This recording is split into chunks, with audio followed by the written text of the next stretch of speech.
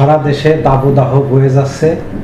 এ বিষয়ে জনসচেতনতা বাড়ানোর জন্য আমরা ইতিপূর্বে ভিডিও প্রকাশ করেছিলাম। আমাদের ভিডিও দেখে একজন সম্মানিত দর্শক অনুপ্রাণিত হয়ে তিনি ডায়াবেটিস রোগের উপরে ভিডিও প্রকাশ করার জন্য অনুরোধ করেন। আমরা বিষয়টি স্যারকে জানালে স্যার সঙ্গে সঙ্গেই রাজি হয়ে যান এবং সেই প্রেক্ষিতেই ওই দর্শকের অনুরোধের প্রেক্ষিতেই আজকে আমাদের আলোচ্য বিষয় ডায়াবেটিস রোগ সম্পর্কিত। তো স্যার, ডায়াবেটিস রোগটা আসলে কি স্যার যদি একটু বুঝায় বলতেন আমাদের দর্শকদের জন্য, তাহলে বেশ উপকৃত হতেন তারা। ধন্যবাদ তোমাকে এবং যিনি সম্মানিত দর্শক উনি এই বিষয়ে আলোচনা করার জন্য অনুরোধ করেছেন। সত্যি শুধু বাংলাদেশে না, সারা বিশ্বেই এই বিষয়টা এখন খুবই গুরুত্বপূর্ণ এবং প্রয়োজনীয় একটা বিষয়। কারণ সারা পৃথিবীতেই মানব সভ্যতার উন্নয়নের পাশাপাশি নগরায়ন বাড়ছে, মানুষ নগরে বাস করছে, শিল্পায়ন বাড়ছে, যার ফলে মানুষের লাইফস্টাইলও পরিবর্তন হচ্ছে এবং খাদ্যাভ্যাসও কিন্তু অনেক পরিবর্তন আসছে। এর কারণেই আসলে পৃথিবীতে ডায়াবেটিস রোগীর সংখ্যা দিন দিন বাড়ছে। পৃথিবীতে বর্তমানে ডায়াবেটিস রোগীর সংখ্যা বলা হয় 537 মিলিয়ন। বলা হয় 2030 সালের মধ্যে এটা বেড়ে হবে 643 মিলিয়ন এবং 2045 সালের মধ্যে এটা বেড়ে হবে 783 মিলিয়ন। এই বিষয়টা তো স্যার মারাত্মক ব্যাপার। যদি এখন থেকেই যদি পদক্ষেপ নেওয়া না হয় তাহলে তো পৃথিবীর অবস্থাই তো হুমকির মুখে পড়বে। এবং আরও কঠিন বিষয় হলো যে আমাদের দেশে প্রায় 5 ভাগের 1 ভাগ মানুষ ডায়াবেটিস রোগে ভুগছে। তার মানে প্রতি 5 জনে 1 জনের ডায়াবেটিসে ভুগছে। নগরায়ন, মানুষের লাইফস্টাইল পরিবর্তন, খাদ্যাভ্যাস পরিবর্তনের পাশাপাশি আমাদের দেশে কিন্তু আরেকটা বিষয় যুক্ত হয়েছে, যেটা খুবই দুর্ভাগ্যজনক এবং লজ্জাজনক, যে পৃথিবীর কোথাও খাদ্যে ভেজাল নেই। আমাদের দেশে কিন্তু আমরা চালে ভেজাল, ডালে ভেজাল, তেলে ভেজাল, মশলায় ভেজাল, শাকসবজিতে ভেজাল, ফলে ভেজাল, সব জায়গায় ভেজাল। এটাও কিন্তু এই ডায়াবেটিস বাড়ার আরেকটা কারণ। স্যার, একটা অনেক বড় বিষয়, খাদ্যে ভেজাল, তার মানে তো ভেজাল থেকে আমাদের ক্যান্সারও হতে পারে কারণ আমাদের অনেক প্রিজারভেটিভ দেওয়া হয়, অনেক কেমিক্যালস দেওয়া হয়, যেগুলো আমাদের দেখা যায় যে ফ্রি রেডিক্যাল তৈরি হয় শরীরে, এবং সেই ফ্রি রেডিক্যাল ক্যান্সারের একটা কারণ। সেটাও হতে পারে। কিন্তু চমৎকার কথা বলেছো তুমি, ফাইন, এটা হতে পারে। অতএব আমাদের আসলে রাষ্ট্র, সমাজ, ব্যক্তি, সবাইকে কিন্তু এই খাদ্যের ভেজাল বিষয়টা, এটা আমাদের জন্য খুবই লজ্জাজনক। পৃথিবীর কোথাও কিন্তু খাদ্যে ভেজাল মানে এই ধরনের আত্মঘাতী ক্রিয়াকলাপের সাথে কেউ যুক্ত নয়। আমাদেরকে খুবই শীঘ্রই এই বিষয়টা থেকে বেরিয়ে আসতে হবে। যাই হোক, এবার ডায়াবেটিসে আসে। জি স্যার। তো ডায়াবেটিস রোগটা আসলে কি? সিম্পল যদি আমরা বলি সহজ ভাষায়, তাহলে ডায়াবেটিস হলো রক্তে আমাদের কি হয়, রক্তে গ্লুকোজের পরিমাণ, গ্লুকোজ বা চিনির পরিমাণ, সুগারের পরিমাণ বেড়ে যায়। এখন কি কারণে বেড়ে যায়? 3টে কারণ আছে। একটা হলো ইনসুলিন কি করে, ইনসুলিনের যে কাজটা সেটা হলো যে আমাদের যে কার্বোহাইড্রেট যে ক্যাটাবলিজম হয়ে বা কার্বোহাইড্রেট শরীরের বিপাক ক্রিয়ার মাধ্যমে যে গ্লুকোজ তৈরি হয়, সেই গ্লুকোজ হলো ইনসুলিনের কাজ হলো কোষের মধ্যে ঢুকিয়ে দেওয়া। তার মানে স্যার গ্লুকোজটাকে ইনসুলিন ভেঙে শক্তিতে রূপান্তরিত করে, এরকম বিষয় নাকি স্যার? না, কার্বোহাইড্রেট, গ্লুকোজই একটা শক্তি। কার্বোহাইড্রেট ভেঙে বিপাক প্রক্রিয়ার মাধ্যমে গ্লুকোজ হচ্ছে, এবং এই যে আমরা যে এনার্জিটা পাচ্ছি সেটা গ্লুকোজ আকারে। গ্লুকোজই একটা শক্তি। সেই গ্লুকোজটাকে কোষের মধ্যে ঢুকিয়ে দেওয়ার জন্যে সাহায্য করে হলো ইনসুলিন। তো এখন আমাদের ইনসুলিন যদি অগ্নাশয় থেকে ইনসুলিন নির্গমন হয়, যদি একেবারেই নির্গমন না হয় তাহলে সেটা একটা কারণ। আবার যদি কম নির্গমন হয় সেটার একটা কারণ। আবার হয় কি যে আমাদের যে কোষগুলো আছে, সেলগুলো আছে, সেই সেলগুলো ইনসুলিন রেজিস্ট্যান্স হয়ে যায়, অর্থাৎ ইনসুলিন গ্রহণ করার ক্ষমতা হারায়, যার ফলে ডায়াবেটিস হয় কি যে সেই যে গ্লুকোজটা আছে বা যে চিনিটা আছে সেই চিনিটা কী করে কোষে না গিয়ে রক্তে জমা হয়, যার ফলে রক্তে গ্লুকোজের পরিমাণ বা চিনির পরিমাণ বেড়ে যায়। এটাকে আমরা বলি হাইপার গ্লাইসেমিয়া। এইটাকে আমরা বলতেছি যে ডায়াবেটিস। তার মানে ডায়াবেটিস কিন্তু অনেকগুলো বিষয়ের উপরে, অনেকগুলো বিষয়কে এক করে আমরা একটা যে কনক্লুশন, একটা ডিজিজে আসছে, সেটা হলো ডায়াবেটিস। আচ্ছা, তো এখন ডায়াবেটিস কয় ধরনের হতে পারে? এখন আমরা কিন্তু ইতিমধ্যে যে কারণগুলো ব্যাখ্যা করছি, তাই না? 3 ধরনের কারণ ব্যাখ্যা করলাম না? 3 ধরনের কারণ, যে একটা হলো ইনসুলিন থাকবে না, অর্থাৎ অগ্নাশয় একেবারে ইনসুলিন তৈরি করতে পারবে না, এটা এক ধরনের টাইপ 1 ডায়াবেটিস। আচ্ছা, আরেকটা হলো ইনসুলিন তৈরি হচ্ছে কিন্তু কোষগুলো ইনসুলিনকে রেসপন্স করতে পারতেছে না, রেজিস্ট্যান্স হয়ে যাচ্ছে, এটা টাইপ 2 ডায়াবেটিস। আর একটা ডায়াবেটিস মাঝামাঝি আছে, সেটাকে 3C ডায়াবেটিস বলে, অর্থাৎ যদি কোনো অগ্নাশয়ের কোনো রোগের কারণে, সেটা অগ্নাশয়ের ক্যান্সার হতে পারে, সেটা অগ্নাশয়ের কোনো প্রদাহ হতে পারে, হ্যাঁ, অগ্নাশয়ের পাথর হয়ে অনেক দিন যাবত অগ্নাশয়ের সেলগুলো আর কার্যকারিতা হারিয়ে ফেলেছে, হ্যাঁ, সেই ক্ষেত্রে কি হয় যে আমাদের গ্লুকোজের পরিমাণ, ইনসুলিনের পরিমাণ কম নির্গমন করছে অগ্নাশয়, হ্যাঁ, এটাকে টাইপ 3C বলা হয়। হ্যাঁ, তো এখন এর উপরে কিন্তু আমার একটা গবেষণা আছে, এবং সেই গবেষণায় কিন্তু যে আমি কি কারণে অগ্নাশয়ের কি কারণে ডায়াবেটিস হতে পারে, এটা কিন্তু এবং জার্নালেও কিন্তু প্রকাশিত হয়েছে, এরকম একটা গবেষণা আছে। আমার দর্শকদের জন্য কি জার্নালটার বিষয়ে কিছু বলা যাবে স্যার? পরে বলবেন। সেটা কোন জার্নালে হয়েছে সেটা আমি পরে বলতে পারবো, সেটা আমি বা কত ভলিউমে সেটা আমি পরে বলতে পারবো। ধন্যবাদ স্যার। তো এখন আমরা দেখলাম টাইপ 1 ডায়াবেটিস, টাইপ 2 ডায়াবেটিস এবং টাইপ 3C ডায়াবেটিস। এখন টাইপ 1 ডায়াবেটিসের কিছু আবার ভেরিয়েশন আছে। একটা হলো যে অটোইমিউন ডিজিজের কারণে টাইপ 1 ডায়াবেটিস হয়, আরেকটা হলো ধরো অটোইমিউন ডিজিজের কারণে যেটা হয় সেটা হলো যে ইয়াং এজে এই ডায়াবেটিসটা হয়। আরেকটা যেটা যে এটাকে একটু লেটেন্ট ডায়াবেটিস বলে, যে 30 ইয়ার্সের পরে টাইপ 1 ডায়াবেটিস হয় যাদের, এটাও কিন্তু অটোইমিউন ডিজিজের কারণেই হয়। এইটা আরেকটা ডায়াবেটিস আছে যেটাকে বলে ব্রাইটাল ডায়াবেটিস, এটাও টাইপ 1 ডায়াবেটিস। এবং এতে করে কি হয় যে ব্রাইটাল ডায়াবেটিসের একটা খুব বিশেষত্ব আছে, সেটা হলো যে গ্লুকোজের পরিমাণ খুব ভেরিয়েশন হয়, খুব তাড়াতাড়ি বেড়ে যেতে পারে, খুব তাড়াতাড়ি কমে যেতে পারে, হ্যাঁ, এই যে গ্লুকোজের ভেরিয়েশন হয়। এবং ইভেন এমন হয় যে এই অটোইমিউন যে প্রক্রিয়াটা চলে, এমন হয় যে অগ্নাশয়কে সে একেবারে টলারেট করতে পারে না, যার ফলে কি করতে হয় যে অনেক সময় অগ্নাশয়টাকে ফেলে দিতে হয় ব্রাইটাল ডায়াবেটিসে। এটা আমরা টাইপ 1 ডায়াবেটিসের কথা বললাম। 5 থেকে 10% সাধারণত টাইপ 1 ডায়াবেটিস হয়ে থাকে। আমরা যে ডায়াবেটিসের বিষয়ে আলোচনা করি বা যে বিষয়ে খুব বহুল আলোচিত যে ডায়াবেটিস, সেটাকে বলে টাইপ 2 ডায়াবেটিস। অর্থাৎ সেটা কি হয় যে আমাদের কোষ, তাই না, সেলগুলা কি করে ইনসুলিনকে রেজিস্ট্যান্স করে ফেলে।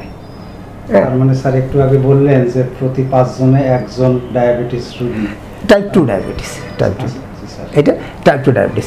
এখন টাইপ 2 ডায়াবেটিস হওয়ার আগে আরেকটা স্টেজ আছে, সেটাকে বলে প্রি ডায়াবেটিক স্টেজ। হ্যাঁ, সেক্ষেত্রে হয় কি যে ডায়াবেটিক্সও হয় নাই, আবার ডায়াবেটিক্স একবার নর্মাল তাও বলা যাবে না, মাঝামাঝি একটা অবস্থা, হ্যাঁ, মাঝামাঝি একটা অবস্থা বা স্টেজ, সেটাকে আমরা প্রি ডায়াবেটিক বলি।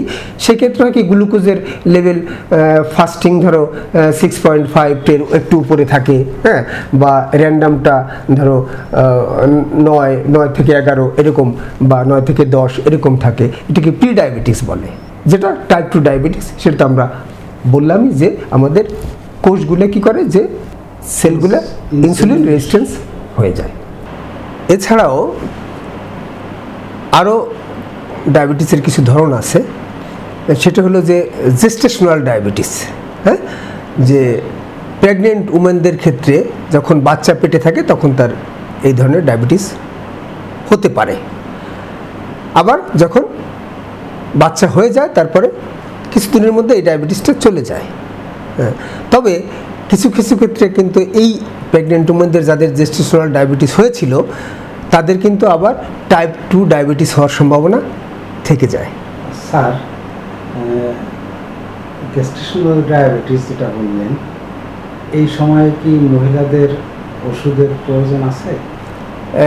হ্যাঁ, অনেক সময় যদি খুব সুগার খুব বেড়ে যায় তাহলে সেক্ষেত্রে অনেক সময় ওষুধও দিতে হয়, ঠিক আছে। আর এর পরবর্তীতে আর এক ধরনের ডায়াবেটিস আছে, সেটাকে বলে মনোজেনিক ডায়াবেটিস। স্যার, মনোজেনিক ডায়াবেটিস সেটা হলো ইনহেরিটেড জেনেটিক মিউটেশনের কারণে হয়। তবে নিউনেটাল ডায়াবেটিস কিন্তু এর একটা প্রকারভেদ। মনোজেনিক ডায়াবেটিসের একটা প্রকারভেদ নিওনেটাল ডায়াবেটিস। নিওনেটাল ডায়াবেটিস মানে যে জন্মের পরপরই যে শিশুর ডায়াবেটিস হচ্ছে। তো এক্ষেত্রে অনেক সময় 50% শিশুর দেখা যায় যে কিছুদিন পরে বা কয়েক মাস পরেই কিন্তু আর ডায়াবেটিস থাকে না, কিন্তু আর 50% শিশুর কিন্তু সেই ডায়াবেটিসটা কন্টিনিউ করতে পারে। তার মানে তার জন্মের পরপরই ডায়াবেটিস হয়ে গেল।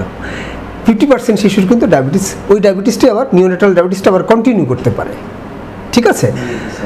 আবার যে শিশুদের 50%-এর ডায়াবেটিস ভালো হয়ে গেল ওদের কিন্তু আবার পরবর্তীতে দেখা যায় যে টাইপ 2 ডায়াবেটিস হওয়ার সম্ভাবনা থেকে যায়। স্যার, এই যে বাচ্চাদের ভূমিষ্ঠ হওয়ার পরে যে ডায়াবেটিসটা হলো, এটা কি যে সমস্ত মায়েদের ডায়াবেটিস আছে তাদের জন্য কি বেশি প্রযোজ্য নাকি স্যার? না না, এই ধরনের কোনো এখানে কোনো লিঙ্ক নাই।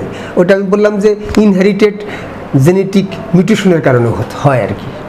দেখা যায় যে টাইপ 2 ডায়াবেটিসের বংশ পরম্পরায়, যেমন যদি কারো দাদা দাদি নানা নানি ডায়াবেটিস থাকে তাহলে সেই ক্ষেত্রেও কিন্তু টাইপ 2 ডায়াবেটিস হওয়ার তার সম্ভাবনা বেড়ে যায় থাকে।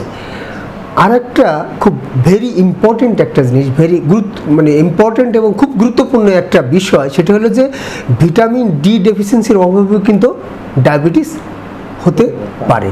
এই জন্যে আমাদের খেয়াল রাখতে হবে যে ভিটামিন ডি ডেফিসিয়েন্সি যাতে আমাদের না হয়, অর্থাৎ মাঝে মাঝে আমরা ভিটামিন ডিটা পরীক্ষা করতে পারি।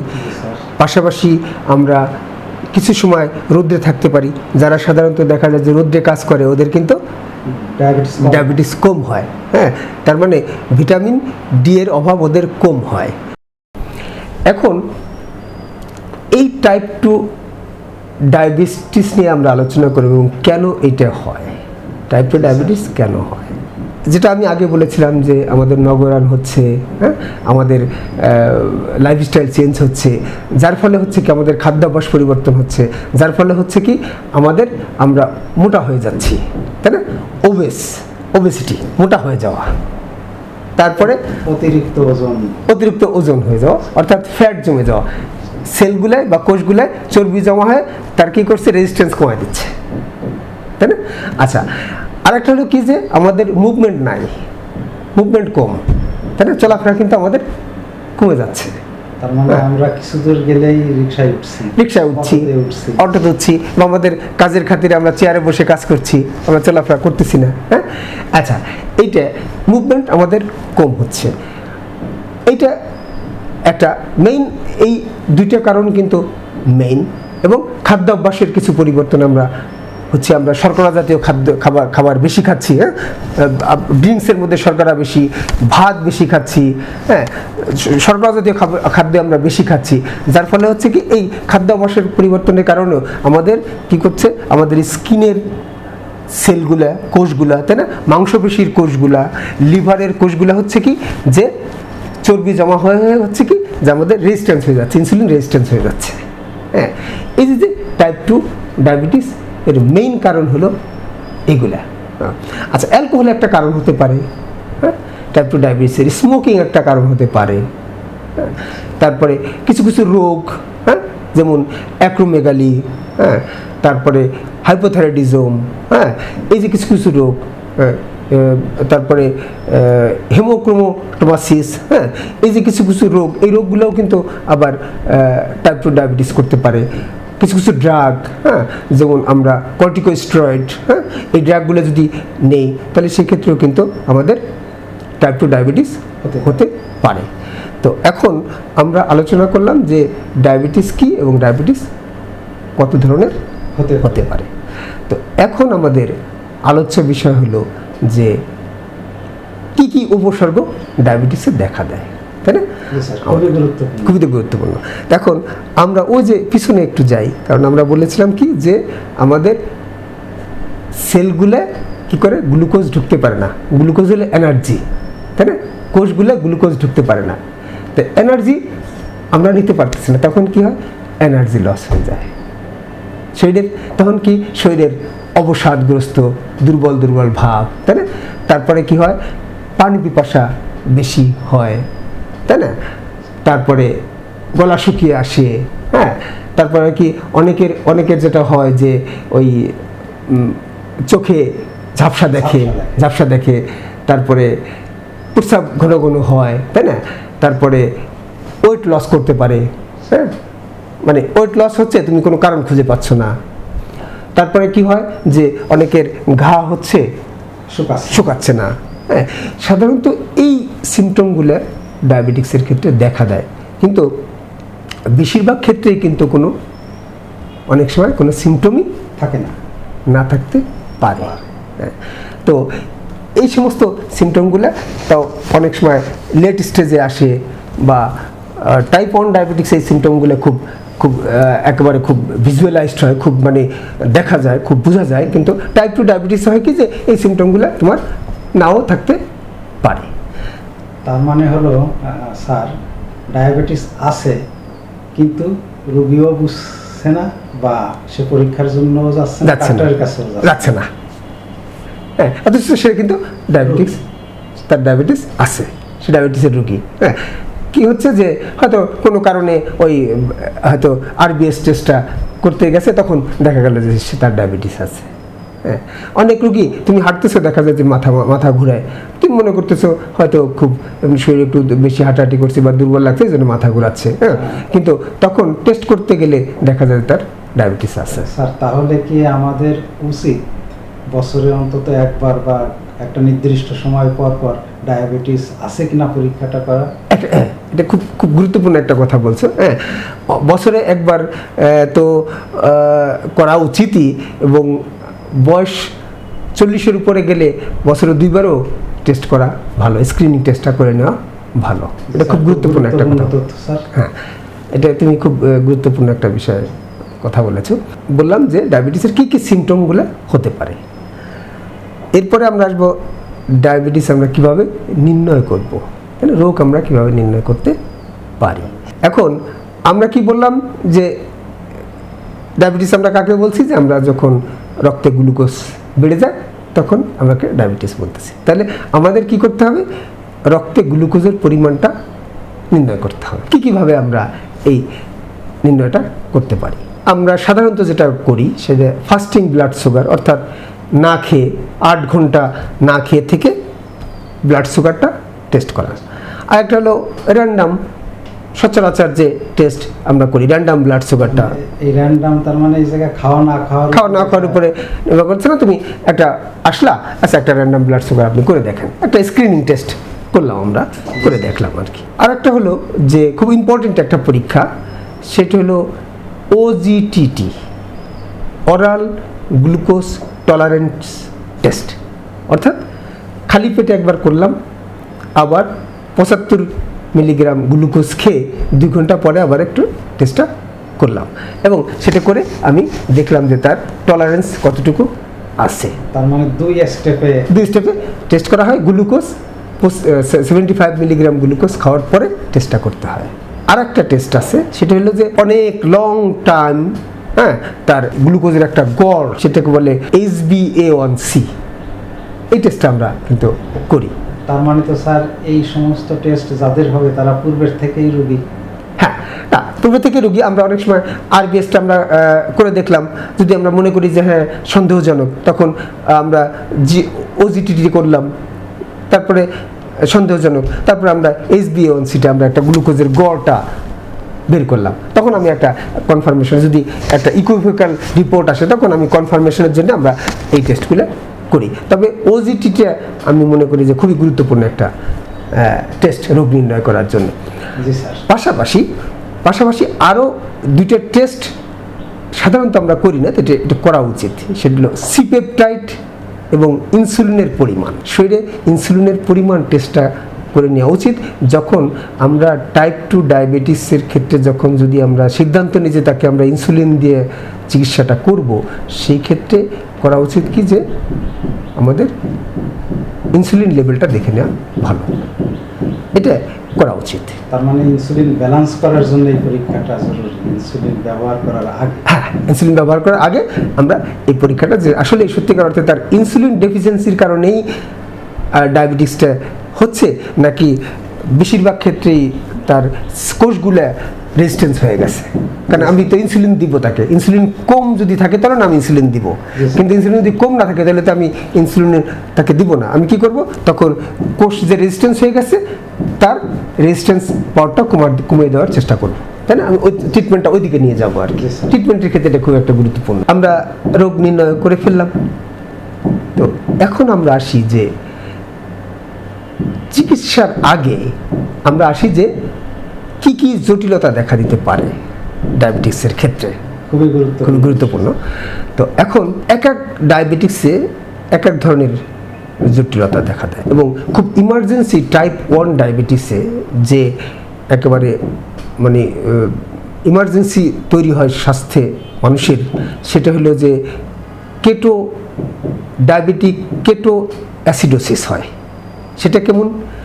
সেটা হলো যে ওই যে বলেছিলাম যে সেলগুলো, তাই না, সেলগুলো এনার্জি নাই, হ্যাঁ, সেলগুলো গ্লুকোজ এনার্জি ঢুকতে পারতেছে না, হ্যাঁ, সেক্ষেত্রে কি করে, ইনসুলিন তো একেবারেই নাই টাইপ 1 ডায়াবেটিক্সে, তখন সেলগুলো ইনসুলিন এনার্জি ঢুকাইতে পারতেছে না, হ্যাঁ, তখন শরীর চলার জন্য তো এনার্জি লাগবে অবশ্যই স্যার। তখন সে কি করবে, তখন যে তার ফ্যাটগুলো আছে, চর্বিগুলো আছে, সেই চর্বিগুলোকে গলাইতে থাকে, গলায় এনার্জি নিতে থাকে, হ্যাঁ। তো এই চর্বিগুলো যখন গলতে থাকে, হ্যাঁ, তখন কি হয় যে কেটোন বডি নামে একটা কেমিক্যালস তৈরি হয়, এবং সেই কেটোন বডি অনেক তৈরি হলে তখন বডিতে কি হয়, অ্যাসিডিক হয়, এই জন্য বলে কেটো অ্যাসিডোসিস, হ্যাঁ। এবং এটা কিন্তু খুব হেলথ ইমার্জেন্সি, এবং রোগীকে কিন্তু হসপিটালে ভর্তি হওয়া লাগে এই সমস্ত ক্ষেত্রে। কেটো অ্যাসিডোসিস, ডায়াবেটিক কেটো অ্যাসিডোসিস যাদের হয় তাদের কিন্তু হসপিটালে ভর্তি হওয়া লাগে, হ্যাঁ। তাদের বই ভাব হয়, পেট ব্যথা হয়, হ্যাঁ, দেখবা যে শ্বাস প্রশ্বাস ঘন ঘন হয়ে যায়, এবং শ্বাস প্রশ্বাসের সাথে মনে হয় ফলের ঘ্রাণ, এরকম আর কি। এই কেটো অ্যাসিডোসিস হলে যাদের ডায়াবেটিসে তাদের এই ধরনের সিমটম থাকে, তাদের কিন্তু খুব তাড়াতাড়ি ডাক্তারদের কাছে যাওয়া দরকার, এবং অনেক সময় হসপিটালেও তার ট্রিটমেন্ট নেওয়া দরকার হয়। স্যার, খুবই গুরুত্বপূর্ণ তথ্য দিলেন। যাদের ডায়াবেটিস আছে, বিশেষ করে ডায়াবেটিস যাদের আছে, টাইপ 1 যাদের আছে, তাদের কিন্তু এই কেটো অ্যাসিডোসিস খুব মারাত্মক একটা কন্ডিশন। আর একটা হলো যে সেটাকে বলে হাইপোগ্লাইসেমিয়া, তাই না? তার মানে কি, রক্তে গ্লুকোজের পরিমাণ কমে যাওয়া। তো সেটা কোন ক্ষেত্রে হয়? সাধারণত যারা ইনসুলিন ব্যবহার করে, হ্যাঁ, সেই ক্ষেত্রে কিন্তু রক্তে গ্লুকোজের পরিমাণ কমে যায়। সে হয়তো ইনসুলিন ব্যবহার করলো, সে হয়তো সময় মতো খেলো না, বা সে হয়তো খাওয়া দাওয়া কম করলো, অথচ ইনসুলিন সে ব্যবহার করে আসে, তখন হয় কি, রক্তে গ্লুকোজের পরিমাণ একেবারে কমে যায়, হ্যাঁ। এটাও কিন্তু এক ধরনের একটা ইমার্জেন্সি, হ্যাঁ। এক্ষেত্রেও কিন্তু তাকে হসপিটালে ভর্তি হওয়া লাগতে পারে। স্যার, তাহলে ইনসুলিন নেওয়ার কত সময়ের ভিতরে তার খাবার গ্রহণ করা উচিত? 20 মিনিট আধা ঘন্টা।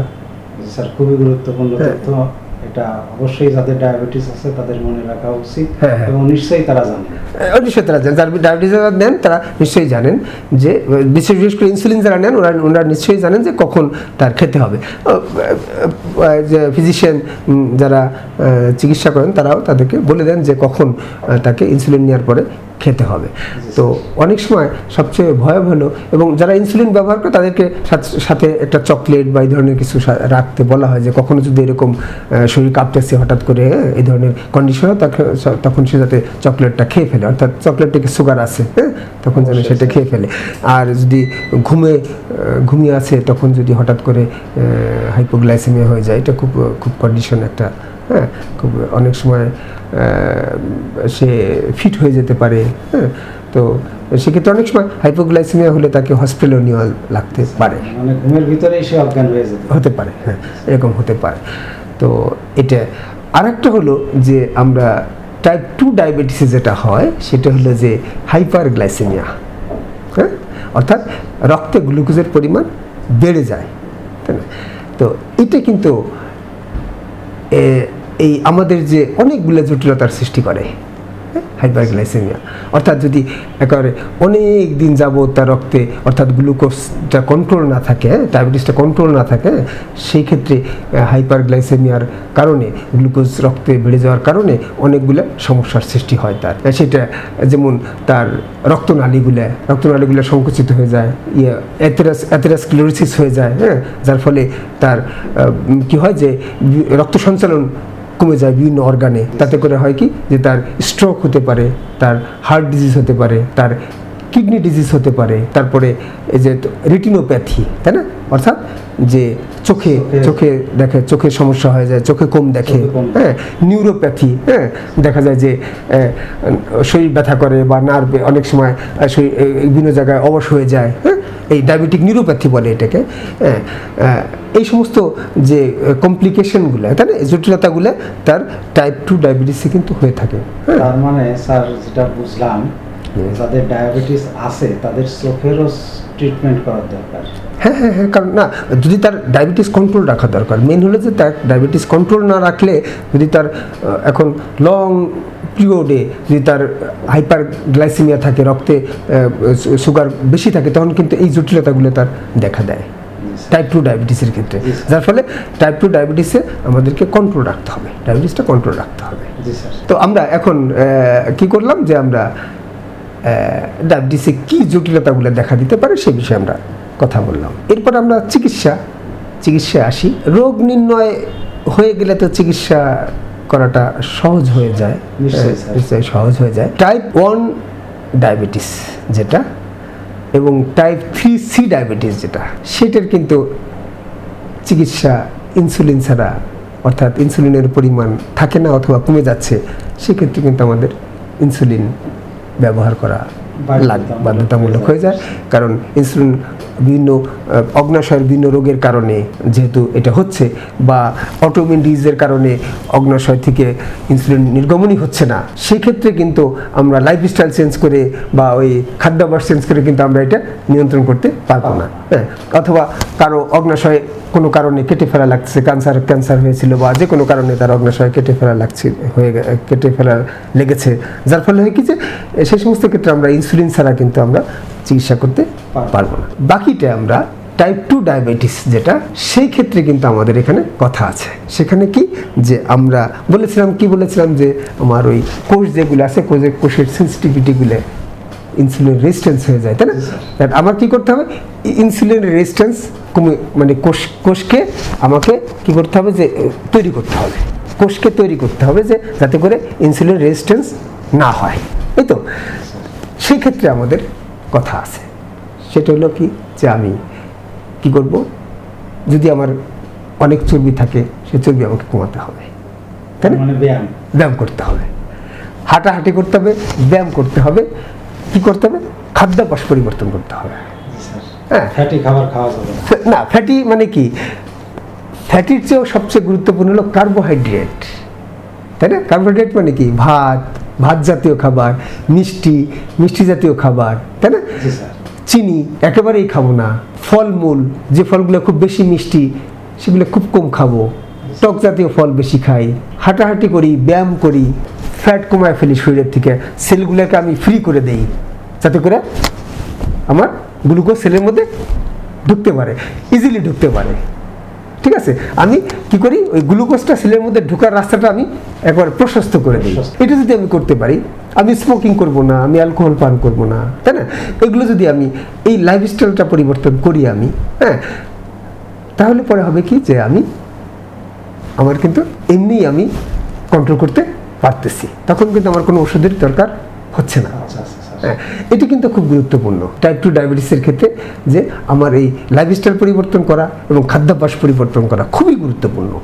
সেই ক্ষেত্রে ডায়াবেটিস কোনো মেডিসিন ছাড়াই নিয়ন্ত্রণে থাকতে পারে, মেডিসিন ছাড়াই নিয়ন্ত্রণ থাকতে পারে। জি স্যার। এরপরে যদি অনেকে এই অভ্যাসটা বা সে করতে পারতেছে না, নিয়ন্ত্রণ করতে পারতেছে না, তখন আমরা কিছু মেডিকেশন তাদেরকে দেই, অরালি মেডিকেশন দেই। আচ্ছা, তারপরে দেখা যায় যে কোনো কোনো ক্ষেত্রে টাইপ 2 ডায়াবেটিসের ক্ষেত্রে ইনসুলিনও দেওয়া লাগতে পারে। সেক্ষেত্রে আমি একটু বলেছিলাম যে যদি মানে সবচেয়ে ভালো হয় যে যদি আমি ইনসুলিন লেভেলটা দেখে নিই যে সত্যিকার অর্থে তার ইনসুলিন লাগবে কিনা, সেক্ষেত্রে তাকে ইনসুলিন দেওয়া যেতে পারে, তাই না? মেনলি আমাদের ডায়াবেটিসের কিন্তু চিকিৎসা এরকমই। তবে টাইপ 2 ডায়াবেটিসের ক্ষেত্রে আমি সবসময় যেটা চেষ্টা করব যে আমি কন্ট্রোল রাখবো, তাই না? ডায়াবেটিস কন্ট্রোল রাখবো। এরপরে তা আমাদের তো কি হলো যে আমরা সচরাচর যেটা করি, হ্যাঁ রোগ হয়েছে আমরা চিকিৎসা করছি, তাই না? এটা আমাদের খুব একটা জনপ্রিয় একটা মডালিটি, তাই না? যে রোগীদের ক্ষেত্রেও ডাক্তারদের ক্ষেত্রে যে রোগ হয়েছে আমরা চিকিৎসা করি। কিন্তু সবচেয়ে গুরুত্বপূর্ণ যেটা সেটা হলো যে আমি রোগ থেকে কিভাবে বাঁচতে পারি, যাতে রোগ একেবারে না হয়, প্রতিরোধটা কীভাবে করতে পারি। Prevent is better than cure, right. তাহলে এইটা হলো সবচেয়ে গুরুত্বপূর্ণ। এবং ডায়াবেটিস যেহেতু আমি বলছি যে লাইফস্টাইল, খাদ্যাভ্যাস, তাই না, এগুলোর কারণে টাইপ 2 ডায়াবেটিস হয়, তাহলে সেক্ষেত্রে প্রতিরোধের বিষয়টা কিন্তু আমার হাতে চলে আসছে কিন্তু, নিশ্চয়ই স্যার, তাই না? হ্যাঁ, এখন আমি যেটা মনে করি সেটা হলো যে এটা আমার খুব ব্যক্তিগত একটা অ্যানালাইসিস, আর 3টে জিনিস পালন করতে হবে। হ্যাঁ, একটা হলো কি কম খাওয়া, খাদ্য গ্রহণ কম, বেশি মুভমেন্ট, চলাফেরা বেশি করা, তাই না?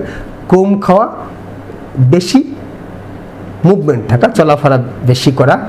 আর একটা হলো টেনশন ফ্রি থাকা। টেনশন ফ্রি থাকা তো দুষ্কর স্যার। ভেরি ইম্পর্টেন্ট একটা বিষয় তুমি অবতারণা করেছো, টেনশন ফ্রি থাকা দুষ্কর। আমার রুগীরাও তাই বলে, স্যার ওই দুটো তো স্যার যাই বুঝলাম স্যার, তো টেনশন তো স্যার ফ্রি থাকতে পারি না।